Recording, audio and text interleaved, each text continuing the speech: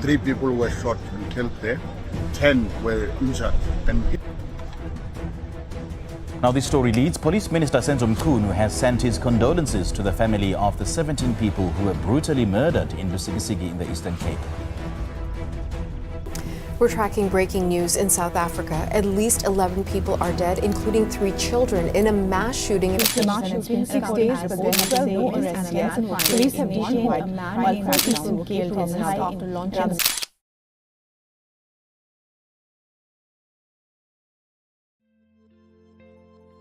Good day everyone. In today's video, we are covering a more recent case of mass shootings in South Africa.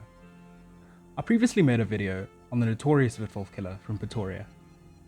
But for today, let's travel all the way to Eastern Cape and cover one of, if not the deadliest, mass shooting in modern South African history. Ngubazana village lies just outside Lusikisiki, a rural area marked by close-knit families and deep cultural traditions. The night of the 27th of September 2024, 2 neighbouring homesteads in the same yard were filled with relatives and friends who had travelled to attend the upcoming mourning ceremony. According to police, 19 people were sleeping across the 2 homes. Nothing suggested that this night would be any different from countless others, until the nightmare began. In the early hours of the morning, unknown gunmen arrived at the homesteads. Residents later told investigators that they heard doors being kicked open, followed almost immediately by gunshots. The attackers moved through the homes, firing at close range with high-caliber firearms, unleashing what police later described as a hail of bullets. At one of the homesteads, no single soul survived.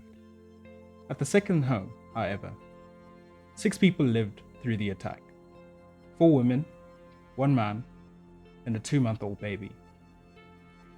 The infant was later found crying on top of its mother's body. Although uninjured, the baby was taken to hospital as a precaution. By the time the gunmen fled, 18 people lay dead. The victims were not criminals or combatants. They were family members gathered for a cultural and emotional obligation to mourn and remember loved ones already lost to violence. The scale of the killing shocked the local community and the nation. Later that day, Police Minister Senzo Mchunu confirmed that the victims had been sleeping in 2 houses within the same yard. He described the attack as brutal and announced that a specialized team of detectives and forensic experts, including crime scene managers from Pretoria, had been deployed to Ngubazana village. Their task was to recreate the scene, recover ballistic evidence, and identify those responsible. Eastern Cape MEC for Community Safety, Xolile Qata, said that the recovery of 1 critically injured survivor could be very crucial. Qata also suggested that the investigators believed the assailants may have been known to the victims, indicating that the attack was targeted rather than random. In the days following the massacre, police launched a large-scale manhunt. Progress came fairly quickly. Multiple suspects were arrested during October of 2024. On the 9th of October, prosecutors charged 45-year-old Siposekolo Yekete with 18 counts of murder, possession of an unlicensed firearm, an AK-47 automatic rifle. Additional suspects were arrested throughout mid and late October. By the end of the month, 8 suspects had been linked to the case. On the 17th of October 2024, police announced a major breakthrough. They recovered 4 high-caliber firearms believed to have been used in the massacre, 3 AK-47 automatic rifles, which are illegal to own as civilians in South Africa, 1 243 Steyr Mannlicher rifle. The recovery strengthened the prosecution's case and reinforced investigators' belief that the attack had been carefully planned and executed.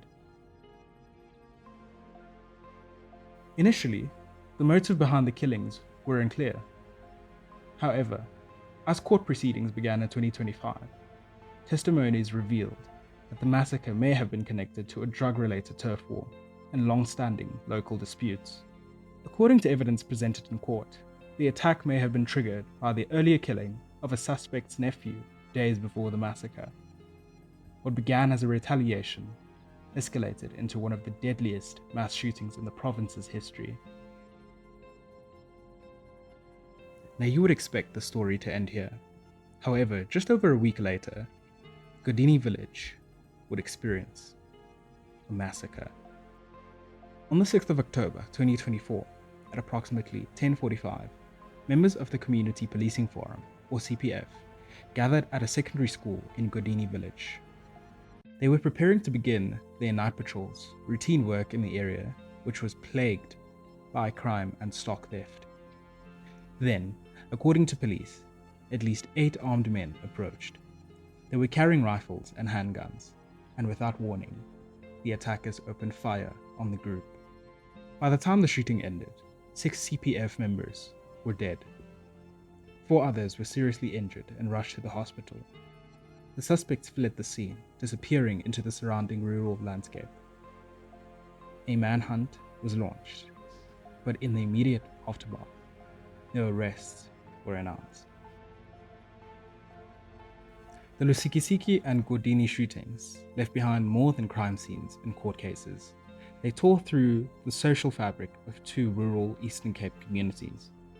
While the exact ages of the 18 people killed were not publicly released, police confirmed that the dead include adult women and men, many of them mothers and caregivers. The youngest person present at the scene was a 2-month-old baby who survived the attack.